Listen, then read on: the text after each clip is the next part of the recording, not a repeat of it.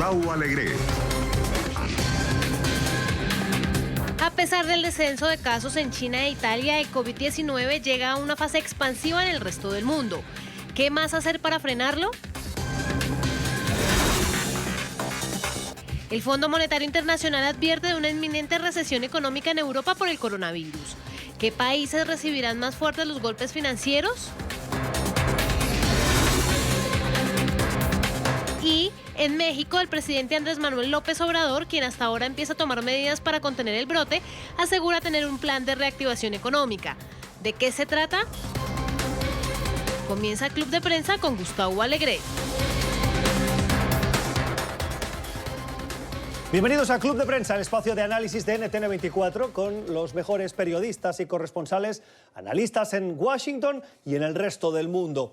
Hoy, para fijarnos en una actualidad informativa que pasa en breve, que va a pasar en breve por el Departamento de Estado. Esta mañana, la oficina de prensa de esa institución diplomática estadounidense anunciaba por sorpresa la comparecencia del secretario de Estado en breves minutos, a las 10:40 hora de la costa este de Estados Unidos, en la que, según las agencias internacionales Reuters y AP, el secretario de Estado va a hacer una propuesta para Venezuela. Una propuesta que llega una semana después de que el Departamento de Justicia anunciara cargos por narcoterrorismo contra 15 personas vinculadas al régimen de Nicolás Maduro, entre ellas el mismo líder del régimen, Maduro.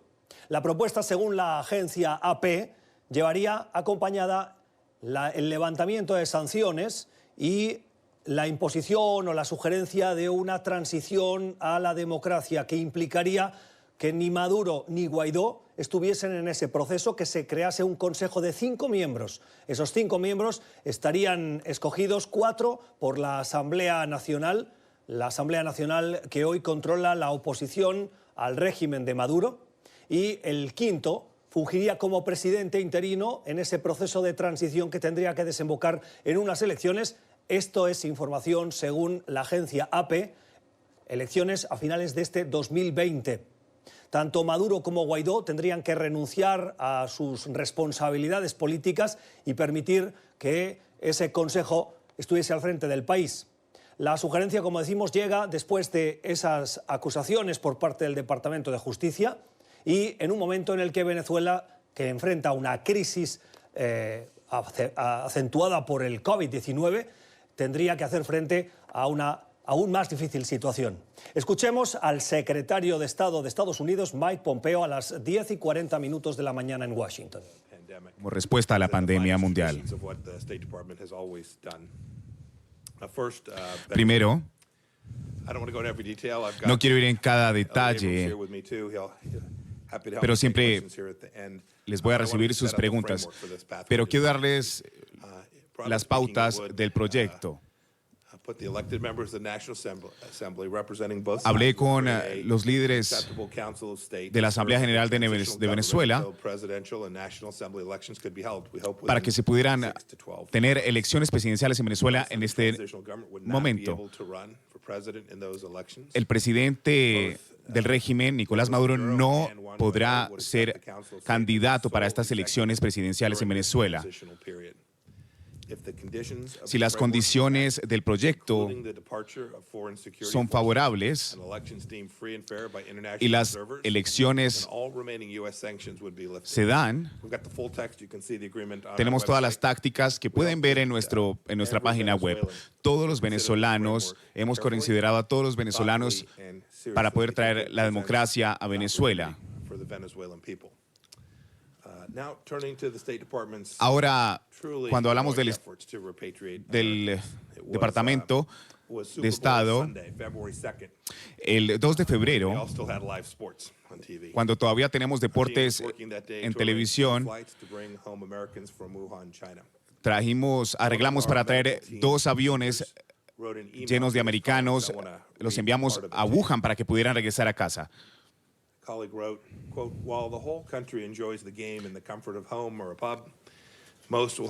En este momento, cuando la mayoría del país estaba celebrando el Super Bowl, no se sabía la magnitud de lo que podría causar una pandemia a nivel mundial.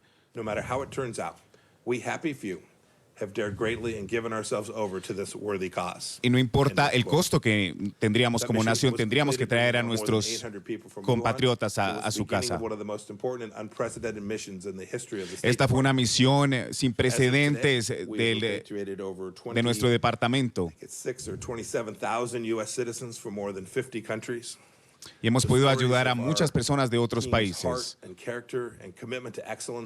Y nuestro compromiso con la excelencia es realmente increíble. Les daré unos datos. En Bután, empezamos nuestra cooperación en Bután. Un estadounidense estaba muy enfermo con el virus y francamente pensábamos que iba a morir. Pero fuimos a rescatarlo. Un equipo que fue diseñado con los más altos estándares fue a rescatarlo hasta Wuhan y volamos más de 8,000 millas hasta Katmandú. Fue una de las misiones más complejas que hemos hecho en el pasado. Un trasplante doble de pulmones tuvo que ser efectuado. Pero pudimos sacarlo con una carta formal del gobierno y traerlo aquí a los Estados Unidos. Ese hombre luego le dijo a nuestro equipo que estaba muy agradecido y que estaba con vida. Estamos coordinando con otras agencias en el gobierno federal, el diputado Steve Biden y otro número de personas que están trabajando 24 horas para hacer el proceso de repatriación de todos los estadounidenses que se encuentran afuera. Nunca habíamos tenido una alerta de evacuación tan alta, tan compleja y tan de alta magnitud geográfica. Pero los estadounidenses siempre estamos comprometidos con nuestro trabajo. 24 horas al día, 7 días a la semana, estamos comprometidos para traerlos a todos aquí a casa. En el mismo tiempo, también quiero darle un mensaje a los estadounidenses que siguen en la diáspora. Sepan que Estados Unidos los va a traer a casa. Vamos a continuar con los vuelos comerciales para traerlos a casa. No podemos asegurar los vuelos charter, pero les pido que se registren en su embajada o consulado más cercano para que podamos saber cuál es el número real de personas que se encuentran en la diáspora y hacer los arreglos necesarios para poderlos traer de vuelta. Estoy muy orgulloso del trabajo que estamos haciendo a nivel de repatriación, a nivel de salud, a nivel humanitario. En Estados Unidos damos ayuda porque somos generosos, somos un pueblo generoso. Si no tenemos los datos, si no tenemos los datos reales de la pandemia, no sabríamos a quién ayudar. Esta es una de las primeras naciones en ayudar a las demás. En los primeros días de febrero enviamos muchos insumos a través de la iglesia, de diferentes autoridades y diferentes comunidades para mitigar lo que hoy conocemos como una pandemia. Nuestra respuesta ha superado esa iniciativa y que supera los $200 millones en fondos para ayudar a todas las personas que se encuentran en riesgo. Vamos a hablar de la idea general de lo que estamos haciendo por todos los países. Hemos hecho esto por mucho tiempo. Sabemos cómo esto funciona. Desde el 2009, el gobierno de Estados Unidos amplió su presupuesto para ayudar a las personas. Pero nuestra ayuda es mucha más que el dinero. El Departamento de Prevención y Control de la Enfermedad ha estado al tanto de todo esto y ha brindado su ayuda pertinente, también buscando una solución alternativa a la vacuna del COVID-19 para poder mitigar esta crisis. Otro ejemplo, estamos trabajando con ONGs para darles insumos de medicina en Siria, incluso en lugares de regímenes. Aquí hay crisis humanitarias. Vamos a continuar ayudando a estas organizaciones para que siga la provisión de insumos de medicina y ayuda humanitaria en el norte de Siria. Nuestro gobierno continúa ayudando a todo el mundo. Las organizaciones de caridad de Estados Unidos han donado dinero. Nuestra generosidad, nuestro pragmatismo, siempre para la preservación de las vidas de los estadounidenses, es uno de los pilares que manejamos y es uno de nuestras historias más interesantes. Nuestro apoyo financiero para los científicos y médicos sigue siendo un pilar importante. Los Estados Unidos continúa siendo el mayor proveedor de medicina y dinero en el mundo. Nuestra contribución supera la contribución de China en 10 veces. Hemos dado $7 millones a la Organización de Refugiados del Mundo. Y eso se compara con lo que ha dado China. Docenas de países, incluido China, necesitan nuestra ayuda. En 2019, el gobierno de Estados Unidos aportó con más de $7 millones para mitigar la crisis. El programa de alimentación mundial ha ayudado a 74 países para mitigar el virus. Hemos proveído millones, igualando el 42% de los fondos de esa organización. Los estadounidenses deben estar muy orgullosos de este trabajo y de las instituciones que hay aquí en este país. Y con esto estoy contento de recibirle sus preguntas. Hola, buenos días.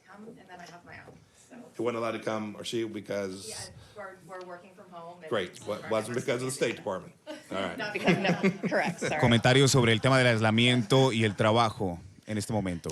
Sean Tandon from AFP wanted to ask on Venezuela, what future Con Venezuela, do you see ¿cuál es for el Guaidó? futuro Is this que ve a para framework of Guaidó? recognition Este that he has a hot proyecto fire? está Will the reconocido US for now support him as the rightful president of bajo Venezuela la autoridad de and Estados is he Unidos able y to run Estados for Unidos president continúa under the framework that you comprometida con la democracia en Venezuela? La respuesta es absolutamente sí. Guaidó es el político más famoso en Venezuela en este momento, el más reconocido. Pero más importante, Estados Unidos sigue comprometida con el respaldo a Venezuela para traer la democracia de nuevo a Venezuela. Todos, Juan Guaidó y su equipo entienden que Nicolás Maduro debe salir del poder y que no hay otro camino para hacerlo que trayendo la democracia. Apoyamos el trabajo del presidente legítimo de Venezuela, Juan Guaidó. Con respecto a la pandemia, se habla de las sanciones hacia los regímenes. Regardless of whether or not it empowers the regime, would it ever come to a point where you would reconsider your position? Thank you. Hemos evaluado todas nuestras políticas constantemente, así que la respuesta es que constantemente estamos haciendo políticas acertadas para el buen manejo de la democracia. En cuanto a la asistencia humanitaria, nuestra prioridad es otorgarle a las personas las cosas que necesitan en todo momento. No es siempre una sanción de los Estados Unidos. También hay sanciones del Consejo de Seguridad de las Naciones Unidas. Pero en cada sanción, estos ítems lo que hacen es no corromper el tema de la ayuda humanitaria. A pesar de que existan sanciones, sigue habiendo ayuda humanitaria. Más allá de la capacidad nuclear de algunos países, hay gente que tiene hambre, hay gente que está muriendo de hambre. Y estos regímenes no tienen el dinero para alimentar a sus pueblos, así que es muy triste la situación de estos regímenes que le hacen mal a su propio pueblo.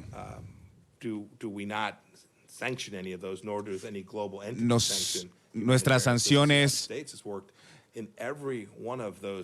se desligan mucho del tema humanitario de los Estados Unidos porque nuestra prioridad es darle ayuda a las personas que lo merecen, incluido Irán. Y puedes recordar cuando iniciamos dando ayudas a Venezuela, asistiendo a los venezolanos. Los Estados Unidos es un país humanitario y ayuda a los países que tienen crisis humanitarias en este momento para que lleguen a un punto de estabilidad y ayudamos.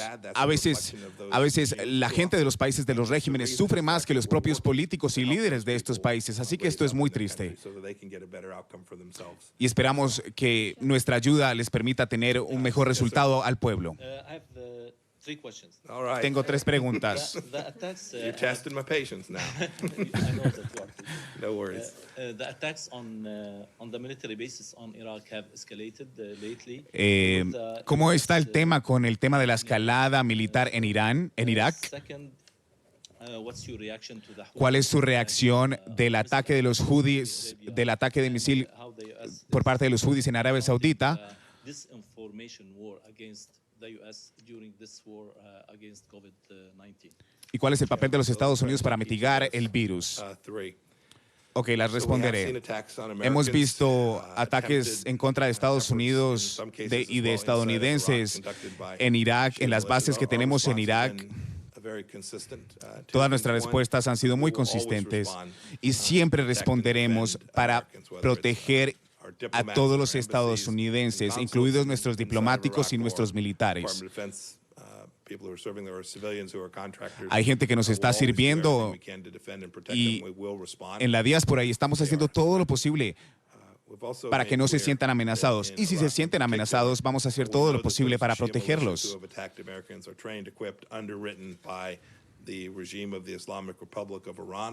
Estos ataques vienen y están planeados y secundados por el régimen de Irán. Y estamos haciendo todo lo posible para bloquear esos ataques. Y si nos atacan,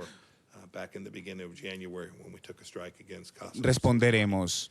Recordemos que en los primeros días de enero de este año hicimos un contraataque, asesinando al líder de la fuerza Quds de Irán, Soleimani.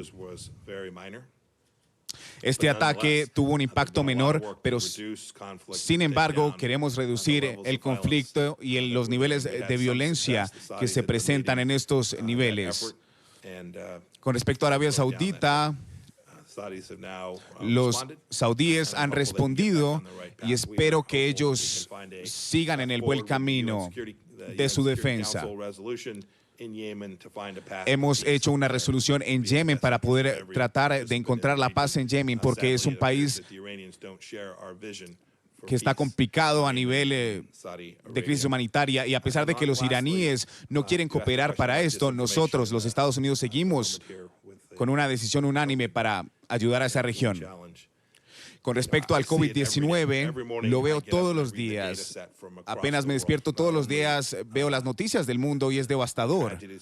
Las tragedias que toman lugar en nuestro país. Hemos tenido diplomáticos y líderes de nuestro país que han muerto debido al COVID-19. Y mis oraciones van para todos los estadounidenses que han estado afectados por este flagelo del COVID-19. La habilidad que tenemos para confiar en los datos exactos que tenemos y eso sumado con la habilidad de respuesta rápida que hemos tenido para mitigar esta pandemia es encontrar una solución para poder encontrar también una vacuna, y estas acciones que estamos teniendo, que hemos diseñado, incluidas el aislamiento social, dependen en la confirmación de todos los datos que aseguran que nuestras medidas están acertadas. Pero este virus es peligroso. Este virus no es político, este virus es humanitario porque pone la vida de personas en riesgo. Quiero expresarle a todas las naciones que hagan su mejor trabajo para que tengamos datos claros con respecto al número de contagiados que están incrementando en el mundo en este momento. Y a pesar de que hay campañas de desinformación en el mundo, seguimos comprometidos. Dos preguntas, Venezuela y Afganistán. En Venezuela, ¿cuál es su mensaje para las familias de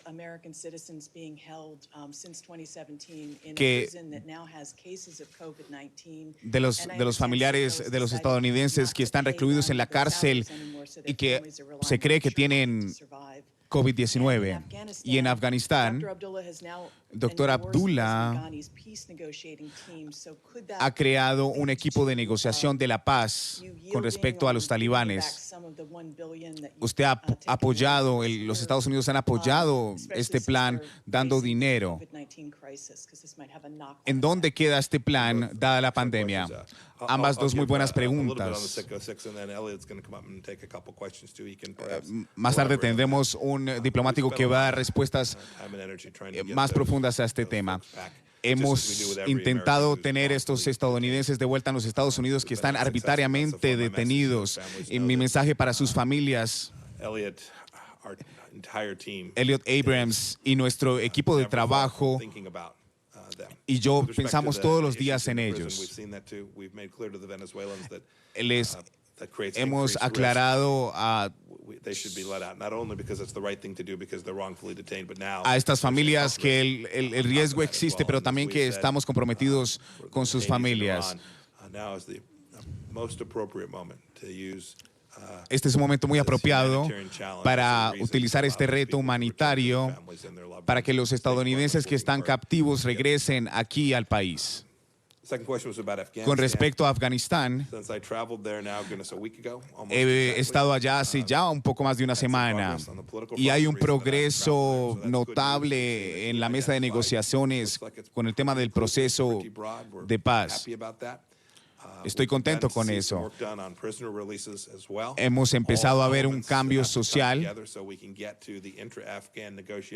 y queremos saber de qué forma podemos continuar ayudando para traer la paz y la reconciliación en Afganistán. Así que son buenas noticias. Nosotros constantemente vamos a reevaluar nuestro aspecto y nuestra postura con respecto a Afganistán, sobre todo con el tema de la asistencia que les brindamos. Les hemos dado un billón de dólares para ayudas, pero vamos a hacer todo lo posible para que Afganistán pueda salir y mitigar el tema del COVID-19 lo más rápido posible. También es importante decirles que tuve una reunión con los talibanes en Doha, Qatar, y ellos han hecho compromisos para dejar la violencia de lado y tener una reinserción social y unos diálogos con el gobierno de Afganistán, sobre todo siguiendo los acuerdos que habían sido planteados inicialmente hace ya más de 2 meses.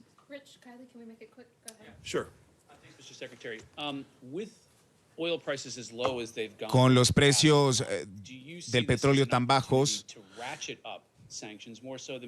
¿usted ve esto como una oportunidad para elevar las sanciones en Venezuela? Y con el régimen de Maduro no mostrándose muy receptivo al tema del diálogo, ¿usted por qué cree que su propuesta sería aceptada por el régimen de Maduro? Y si nos puede dar más información al respecto. sobre el COVID. Mi equipo les dará más información al respecto para que puedan tener información apropiada. Hemos tenido otros miembros que han hablado ya anteriormente, pero quiero que las personas que dieron positivo y que siguen trabajando dentro del Estado, sobre todo analizando esta enfermedad, les den más información. Con el tema de las sanciones a Venezuela, la respuesta es no. No vemos una oportunidad, no vemos esto como una oportunidad para elevar las sanciones. Lo único que nos interesa a nosotros como Estados Unidos es traer la democracia a Estados Unidos. Nuestra misión continúa intacta y solo vemos la oportunidad para traer la democracia. La semana pasada, Nicolás Maduro fue acusado por narcoterrorismo por los Estados Unidos y queremos siempre estar del lado de los venezolanos. Queremos traer paz a Venezuela y esperamos que esta esperanza para la democracia se dé más rápido.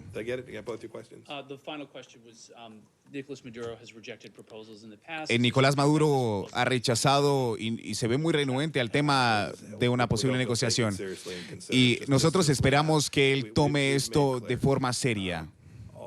Lo hemos dejado muy claro. Estamos todos alineados. Nicolás Maduro jamás gobernará de nuevo. Y eso no ha cambiado. I want to go back to what you just said about data sets mattering. And yesterday you spoke about the necessity to have numbers from China.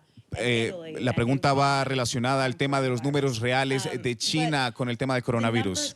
Los números que se reportan de China indican que los números de contagiados están disminuyendo en China.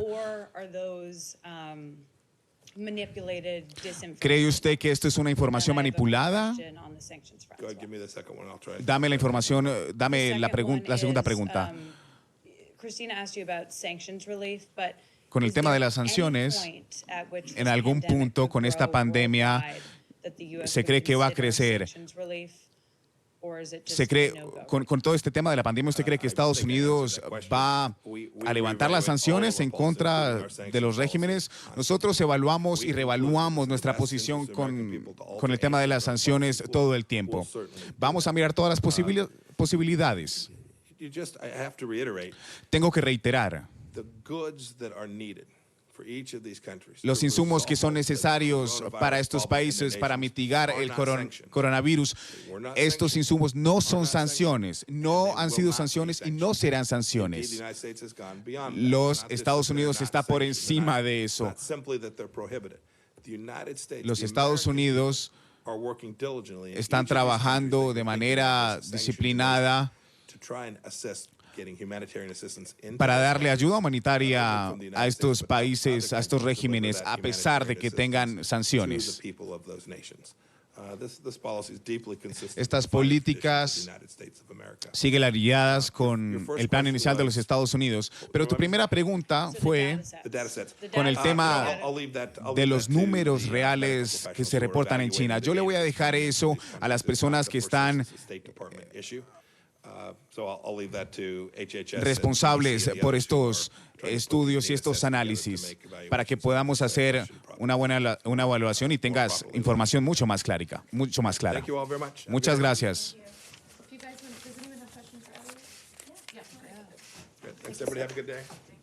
Tengan un buen día.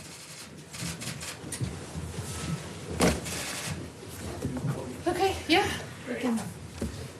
Can I just, why wait for a question? Can I just?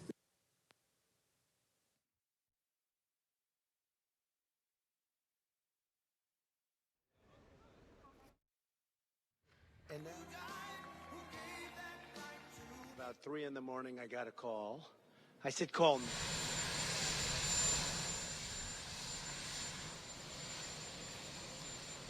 Estamos siguiendo la rueda de prensa del Departamento de Estado. un Departamento de Estado que hoy ha dado detalles de la propuesta que han hecho llegar al régimen de Nicolás Maduro y a la oposición al régimen liderada por Juan Guaidó. Una propuesta que implicaría proponer un consejo de 5 personas, entre las cuales no estarían ni Guaidó ni Maduro, para llevar un proceso de transición a elecciones a finales de este 2020, de elecciones parlamentarias y presidenciales, que vendrían acompañados del levantamiento de sanciones a Venezuela para aliviar la crisis económica, humanitaria, pero también de salud que está provocando el COVID-19, la pandemia de coronavirus, y que también incluiría, entre otras cosas, la salida de militares de países extranjeros, que de acuerdo a la información facilitada por la agencia de noticias AP, incluiría a los cubanos y los rusos. La propuesta que está siendo detallada en este momento a las 11:07 en Washington, ahora por el enviado especial del Departamento de Estado para Venezuela, Elliot Abrams. Escuchemos.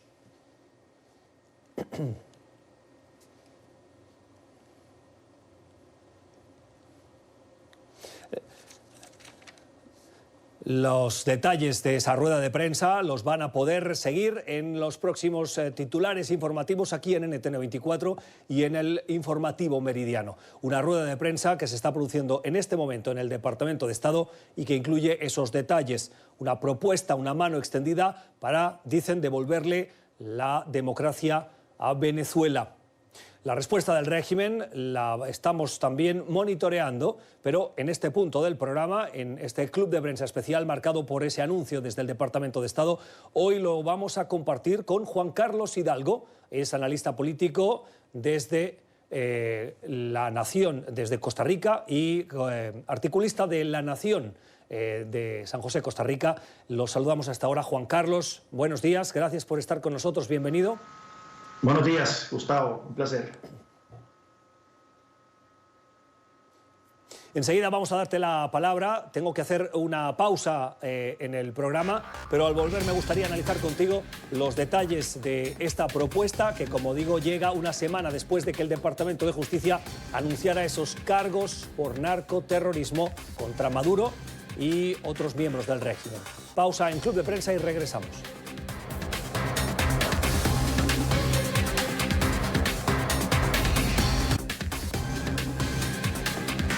Seguimos en Club de Prensa, en esta edición especial, siguiendo el anuncio que se acaba de producir por parte del Departamento de Estado. La confirmación de lo que avanzaban algunas agencias informativas, la propuesta de una transición a la democracia en Venezuela por parte de Estados Unidos, que le ofrece a Nicolás Maduro y a Juan Guaidó apartarse, nombrar un consejo de 5 individuos, 4 escogidos por la Asamblea Nacional, controlada por la oposición al régimen, y un 5º que fungiría como presidente en un periodo de transición para elecciones parlamentarias y presidenciales que, de acuerdo a ese documento, se tendrían que producir este 2020. En París, en Francia, saludamos al corresponsal jefe del periódico El País, Marc Bassets. Marc, gracias por estar con nosotros, bienvenido, buenas tardes para ti, buenos días. Buenos días, gracias. Y también, como decíamos, tenemos con nosotros en San José, en Costa Rica, a Juan Carlos Hidalgo, analista político. Juan Carlos, gracias por acompañarnos. Buenos días. Marc, me gustaría pedirte la primera reacción sobre una propuesta que, como decíamos, llega una semana después de que el Departamento de Justicia presentara esos cargos contra Maduro y otros miembros del régimen por narcoterrorismo. Es un contrasentido ver cómo, por un lado, abren cargos en el sistema judicial y, por el otro, la diplomacia extiende la mano para un proceso de transición. ¿Qué incentivos puede tener el régimen para aceptar esta propuesta ahora? Sinceramente, es una propuesta que acaba de hacerse y no me atrevería a juzgarla. La verdad es que el mundo en estos momentos no está mirando precisamente a Venezuela. No sé si por suerte o por desgracia, ¿no? Pero no me atrevo a valorar en estos momentos la coherencia o incoherencia de este anuncio del Departamento de Estado de Estados Unidos. ¿Crees que es realista que Maduro y Guaidó puedan abrir la puerta a dar un paso al costado? Me parece, no soy especialista en Venezuela, pero me parece me parece poco probable, ¿no?, que los dos líderes venezolanos renuncien, visto lo que se ha visto en los últimos meses y años. Juan Carlos, ¿tu opinión? Sí, parece que el Departamento de Estado y la administración Trump están aplicando una estrategia de la zanahoria y el garrote. Vimos el garrote la semana pasada con el anuncio de la designación de Maduro y 4 de sus secuaces como narcotraficantes, poniéndoles una recompensa de $15 millones en el caso de Maduro, 5 millones o 10 millones, no recuerdo exactamente el monto para los otros señalados. Y ahora vemos esta propuesta que no sabemos exactamente qué tan madura está, ¿verdad? No me queda claro si esto es algo que se ha discutido con el mismo Guaidó, con el que se supone que hay una línea de comunicación permanente entre la administración Trump y él. Lo vimos ahí sentado en el discurso del Estado de la Nación de la administración Trump hace unas semanas. Así que no sabemos si esto es una propuesta que ha sido consensuada con Guaidó y su gente, o es una propuesta que está lanzando de la nada el Departamento de Estado y que va a agarrar por sorpresa a Guaidó y al movimiento democrático venezolano. Y si también no podemos descartar si hay elementos dentro del chavismo que podrían haber participado también en el diseño de esta propuesta. No olvidemos de que desde un inicio Estados Unidos ha tratado de implementar la estrategia del divide y vencerás dentro del chavismo. Sabemos que hay grandes tensiones, grandes contradicciones dentro de ese movimiento y que lo único que los une en este momento es su sentido de supervivencia. Pues bueno, vemos que la semana pasada la designación de Maduro y otras figuras del chavismo como narcotraficantes, narcoterroristas y la no designación de otras figuras del régimen como tales, iba en esa dirección, tratar de dividir al chavismo, y vemos que tal vez dentro de esta estrategia de ahora un plan para elecciones este año, un consejo de gobierno, una junta de gobierno, porque eso es lo que sería, que no sabemos si incluiría figuras del chavismo, va también en esa dirección de tratar de acrecentar esas divisiones y forzar la salida de Maduro y sus secuaces.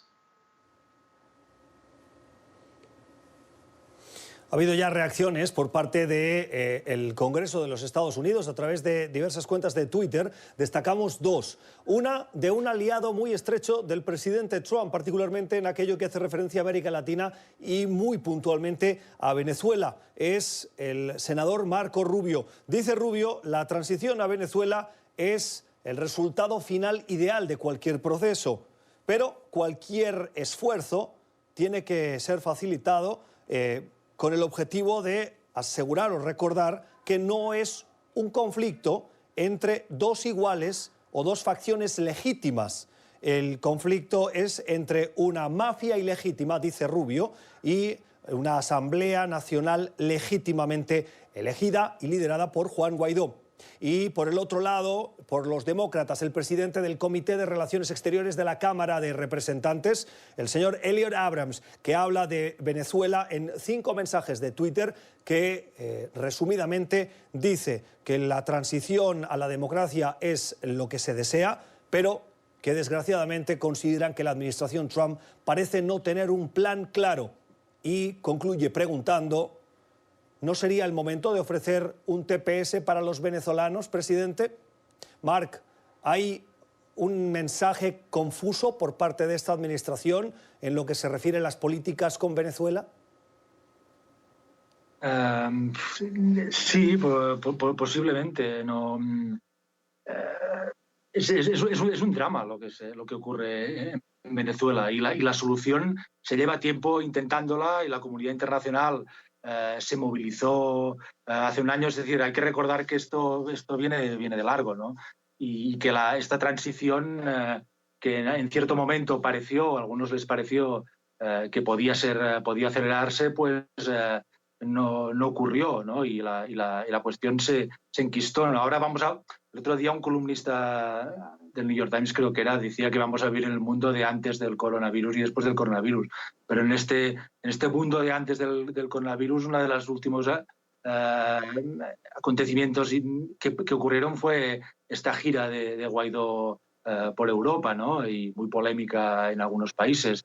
Yo no sé si el drama venezolano podrá resolverse ahora y en este momento en el que el mundo vive confinado y centrado en otros asuntos. Sinceramente no lo sé. Juan Carlos. Sí, no sabemos nuevamente si hay una estrategia coherente. Lo cierto es que la presión únicamente de Estados Unidos no va a lograr el objetivo. Para que la presión sea suficiente, por lo menos la presión externa, tiene que haber la participación de otros actores importantes. Tiene que haber la participación de la Unión Europea, tiene que haber la participación de la mayoría de países de América Latina. Ya vimos que en tiempos del no coronavirus, como menciona Mark, incluso con el apoyo de la Unión Europea, incluso con el apoyo de la mayoría de las democracias de América Latina a través del Grupo de Lima, incluso con la presión de Canadá y, por supuesto, Estados Unidos, no fue posible sacar del poder a Nicolás Maduro. Ahora, en tiempos del coronavirus, donde Europa no tiene tiempo para estar pensando en Venezuela, donde la mayoría de los países de América Latina ahora están todavía más divididos de lo que estaban hace un año y resto. Recordemos de que México y Argentina ahora son países neutrales o aliados formales de Caracas. Es muy difícil entonces que Estados Unidos logre su cometido con esta presión, con estos planes. Habrá que ver el impacto, eso sí, de la caída del precio del petróleo. Estaba leyendo yo de que el precio del crudo venezolano se estaba vendiendo a menos de $10 el barril, lo cual está por debajo de los costos de producción. Es decir, no hay negocio ya petrolero en Venezuela. Esto puede afectar la dinámica dentro de ese país, pero no olvidemos de que el petróleo no es el único recurso del cual medra la clase criminal, la mafia que gobierna Venezuela. Está el narcotráfico, está la minería ilegal, está el contrabando, y eso son actividades muy lucrativas para estos criminales, y por lo tanto va a ser difícil que renuncien a ellas de una buena manera. Las opiniones de Juan Carlos Hidalgo y de Marc Bassets. Nueva pausa en este club de prensa, poco tiempo para el análisis, pero pegados a la actualidad. Ya regresamos.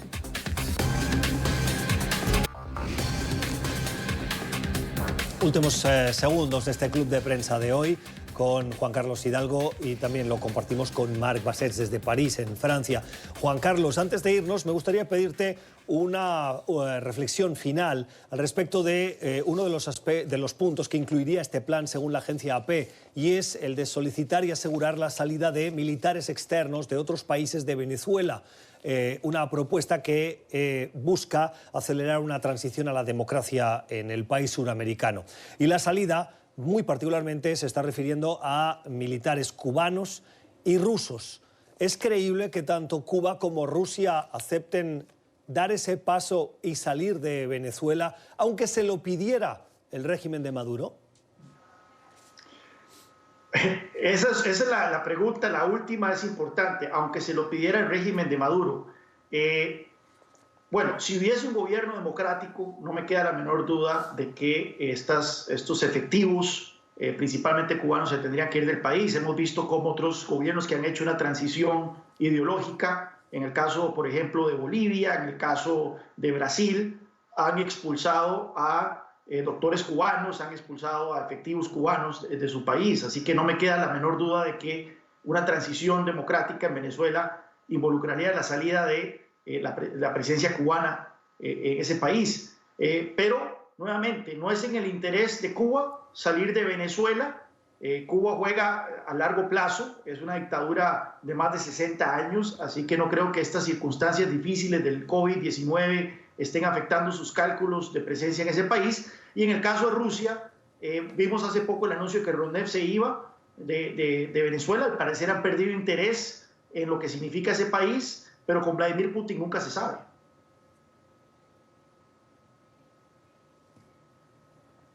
la opinión de quienes nos han acompañado hoy en este tiempo de análisis aquí en el Club de Prensa. Gracias por acompañarnos. No tenemos más tiempo. Mañana volvemos en un horario habitual y en un espacio habitual con más puntos de vista. Cuídense del coronavirus. Feliz jornada.